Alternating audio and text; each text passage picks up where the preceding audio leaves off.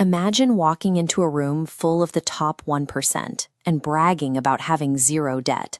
You'd expect applause, but instead, they'd laugh. Society drills it into our heads that debt is a trap, keeping the middle class broke.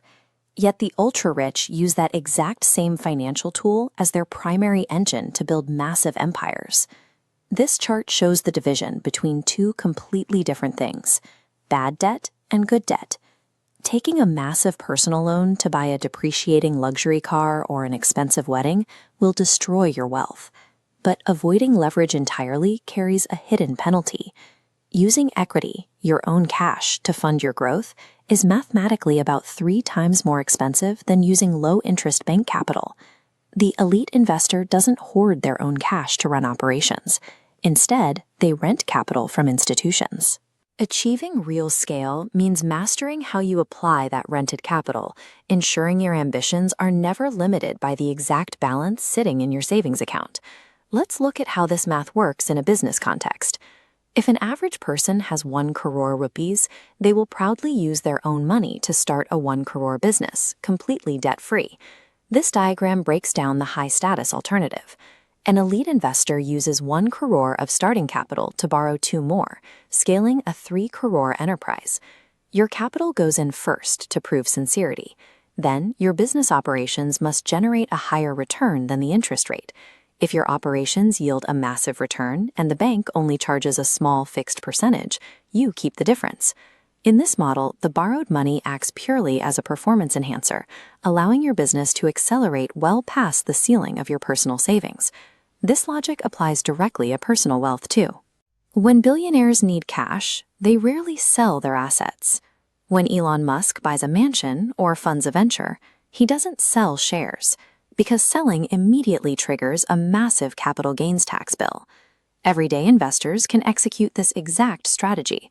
Once you build a solid mutual fund portfolio, you can take a low-interest loan against it, usually around 10 to 11%, instead of liquidating your holdings. This graphic illustrates the twin benefits.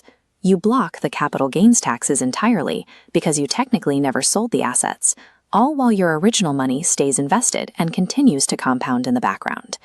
Compare that to the standard approach of selling off years of investments to afford a down payment.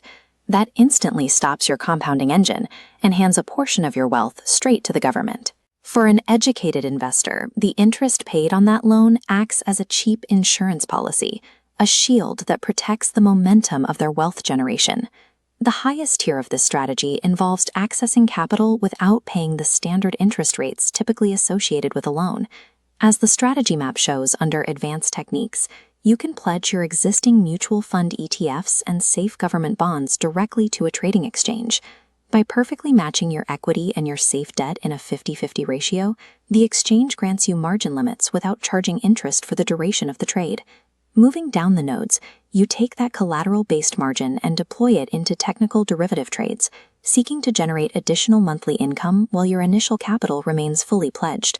This allows retail investors to execute the kind of institutional-grade trading that usually happens behind the closed doors of major financial centers.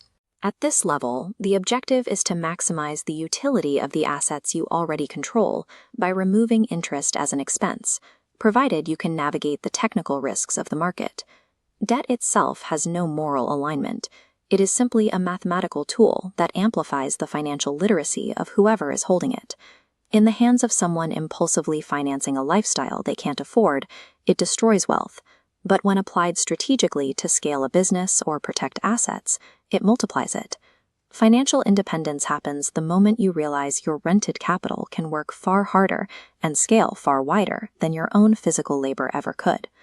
The gap between the middle class and the ultra-wealthy isn't just about the size of the bank account.